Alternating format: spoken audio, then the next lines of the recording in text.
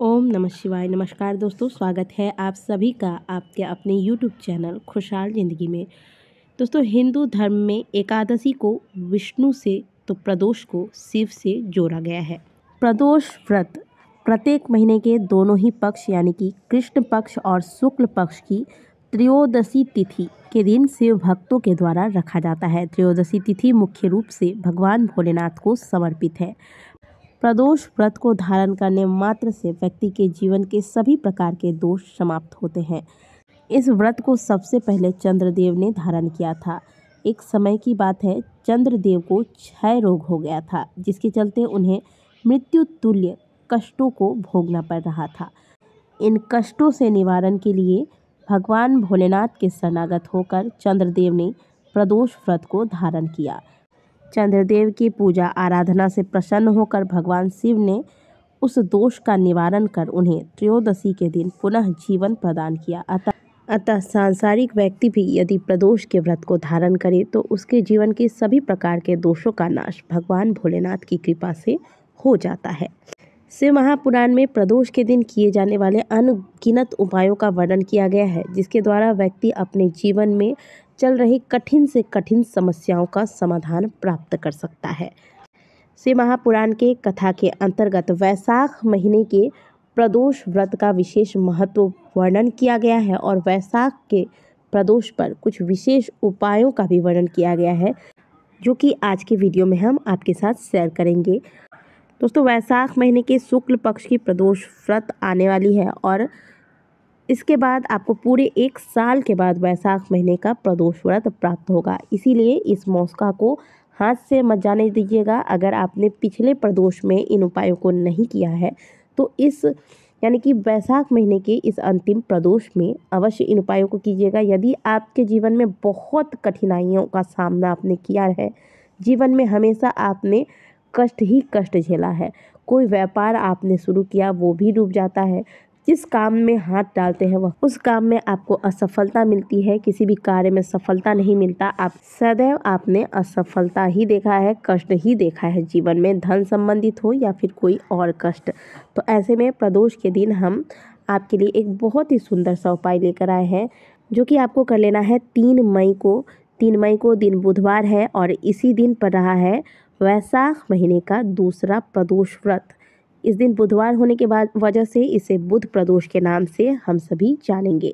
अब देखिए, इस उपाय को चाहे आप व्रत करते हैं तो भी कर सकते हैं और व्रत नहीं करते तो भी कर सकते हैं।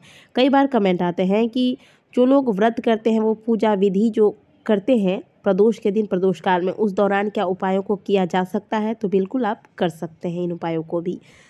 तो चलिए जानते हैं उपाय को। इस उपाय के लिए आपको ले लेना है बेल वृक्ष के 7 कांटे।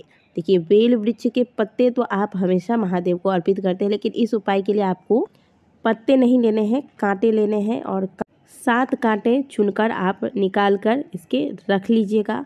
और साथ में आपको ज़रूरत पड़ेगी एक धतूरे के फल की। आप स्क्रीन पर देख रहे हैं, धतूरे का फल कुछ इस प्रकार से कांटेदार होता है, तो ये फल आपको इस उपाय के लिए चाहिए होगा। बस ये 2 तरह के कांटे आपको इस उपाय के लिए चाहिए।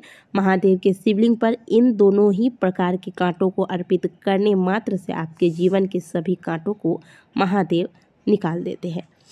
करना क्या है, प्रदोष के दिन आप प्रातःकाल जल्दी उठिए। उठने के बाद स्नान इत्यादि क्रियाओं से निवृत्त होकर पहले महादेव का ध्यान करें। व्रत रखते हैं तो व्रत का संकल्प करेंगे, व्रत नहीं रखते तो आप घर में ही महादेव की विधि पूर्वक पूजा कर लीजिए। संभव हो तो सुबह को भी मंदिर जाइए, लेकिन प्रदोष के दिन प्रदोष काल में मंदिर जाने का विशेष महत्व है, तो प्रदोष के दिन प्रदोष काल में मंदिर अवश्य जाइएगा और ये उपाय मंदिर जाकर ही करना है। तो प्रातःकाल की पूजा इत्यादि करने के बाद आप दिन भर आप जो भी कार्य करते हैं महादेव का ध्यान बनाए रखिएगा। और जो व्रत रखते हैं वो फलाहार लेंगे, जो व्रत नहीं रखते हैं वो शुद्ध सात्विक भोजन लेंगे। इसके बाद प्रदोष काल में आप स्नान इत्यादि कर लें। स्नान नहीं कर सकते तो अच्छे से मुँह हाथ धोकर स्वच्छ वस्त्र धारण करें। वस्त्र का जो रंग है वह हल्का रखें, सफ़ेद या क्रीम कलर का चुनाव करें। अब 1 लोटा जल ले लीजिए और महादेव के मंदिर में आप चले जाइए। महादेव के मंदिर में जाने के बाद सबसे पहले आप 1 लोटा जो जल लेकर आए हैं वह जल महादेव के शिवलिंग पर श्री शिवाय नमस्तुभ्यम बोलकर अर्पित कर दें। इसके बाद आप धतूरे का जो फल लेकर गए हैं, इस धतूरे के फल को ओम नमः शिवाय या फिर श्री शिवाय नमस्तुभ्यम बोलकर महादेव के शिवलिंग पर अपनी कामना कहकर, जिस परेशानी से आप निकलना चाहते हैं, जिन समस्याओं से आप बहुत ज़्यादा परेशान हो गए हैं, उनका निवारण के लिए प्रार्थना करके महादेव के शिवलिंग पर इस धतूरे के फल को अर्पित करें। जब आप धतूरे के फल को अर्पित करेंगे तो जो डंडी वाला हिस्सा है वह जलाधारी की ओर होगा और धतूरे का जो अगला हिस्सा है वह आपकी ओर होगा। इस प्रकार से आपको यह धतूरा अर्पित करना है और आपको खड़ा होना है किस प्रकार से, उत्तर दिशा की ओर मुँह करके, और पीठ आपका दक्षिण दिशा की ओर होगा। एक बार फिर से समझ लीजिए, धतूरे का फल जब आप चढ़ाएंगे तो धतूरे के जो डंडी वाला हिस्सा है वह जलाधारी की ओर होगा, अगला हिस्सा आपकी ओर होगा। इसके बाद आप बेल के साथ कांटे ले गए हैं, इन कांटों को इस धतूरे के फल के ऊपर से एक एक करके श्री शिवाय नमस्तुभ्यम श्री शिवाय नमस्तुभ्यम बोलकर 7 कांटे को 7 बार में अर्पित कर देना है। कहाँ पर?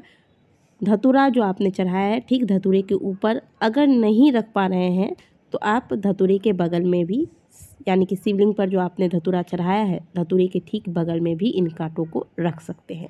इसके बाद अगर आप धूप दीप इत्यादि की व्यवस्था ले गए हैं तो महादेव को धूप दीप दिखा दें और फिर महादेव के समक्ष बैठकर हाथ जोड़कर श्री शिवाय नमस्तुभ्यम का ध्यान करके प्रार्थना करें कि हे महादेव, मेरे जीवन में बहुत ही दुख रूपी कांटे हैं, इन्हें आप ऐसी कृपा कीजिए कि ये सारे कांटे निकल जाए।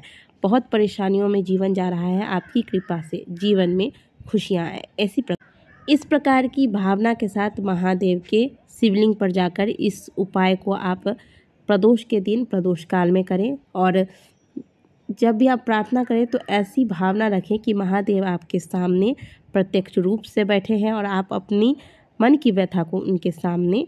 तो ये उपाय आपको वैशाख महीने के अंतिम प्रदोष में अवश्य करना है। इस उपाय को वैशाख महीने में किया जाए तो व्यक्ति के जीवन में कितना भी बुरा समय क्यों ना चल रहा हो, वो सभी बुरा समय अच्छे समय में बदल जाता है। स्कंद पुराण के अंतर्गत महादेव ने स्वयं कहा है कि जो भी व्यक्ति वैशाख महीने में कांटे मुझ पर चढ़ाता है उनके जीवन की सभी कांटों को मैं स्वयं निकाल देता हूँ।